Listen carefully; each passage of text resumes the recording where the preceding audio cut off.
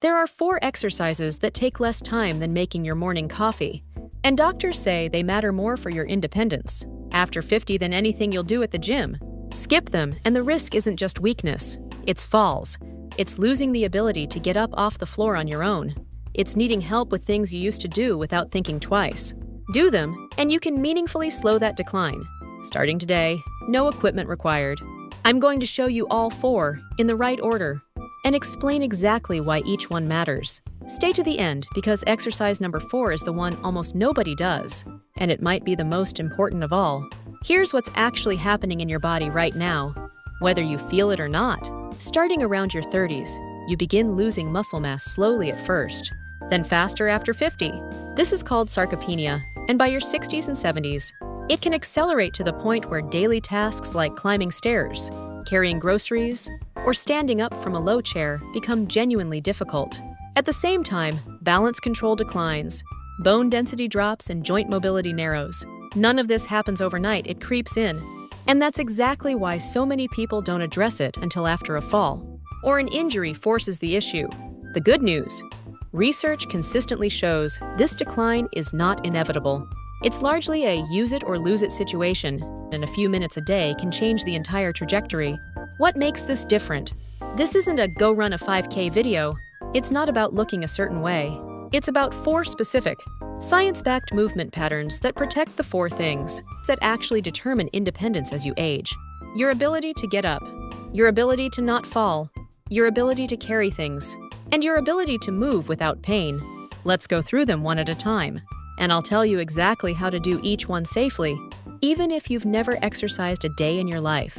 Exercise number 1, the sit to stand. This is, hands down, one of the most predictive exercises for long-term independence.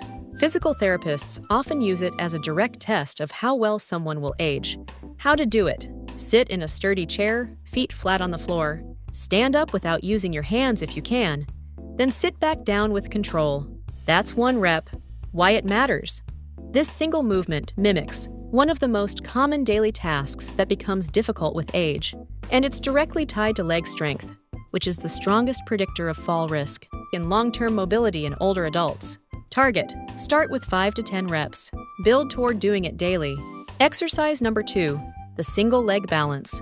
How to do it: stand near a wall or counter for safety.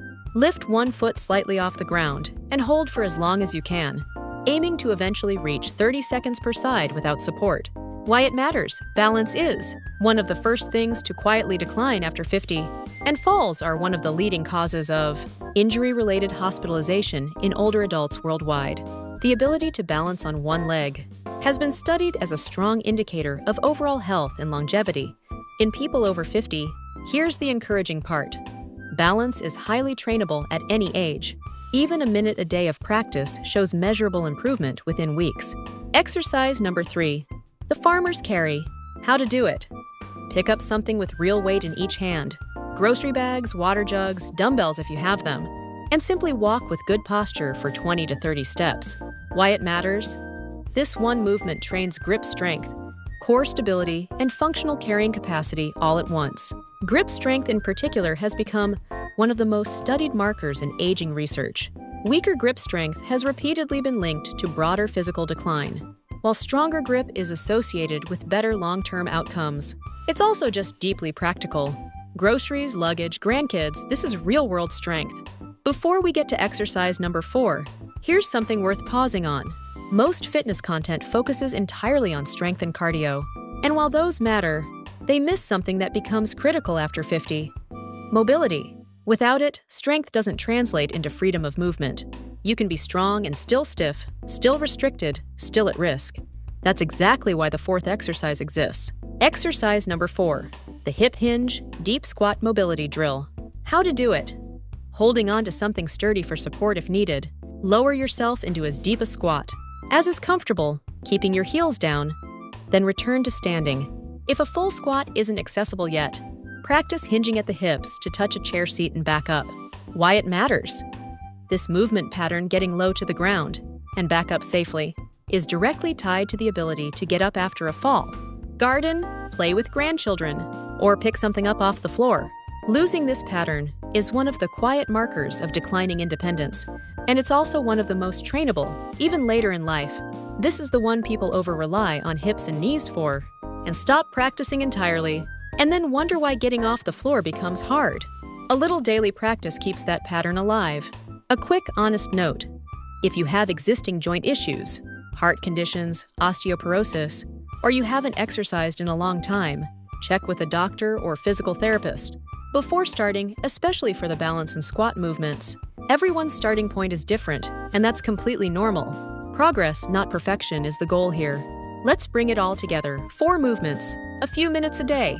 Sit to stand for leg strength. Single leg balance for fall prevention. Farmer's carry for grip and functional strength. Hip hinge or squat for mobility and independence. None of these require a gym. None of these require more than 10 minutes total. And the research is clear. Consistency, with movements like these, is one of the strongest predictors of staying independent, well into your 70s, 80s, and beyond. If this was helpful, subscribe every week. I break down exactly what the research says about staying strong, mobile, and independent after 50, without gimmicks and without needing a gym membership. Your independence isn't something that happens to you. It's something you can actively protect. Start today, even with just one of these 4. See you in the next one.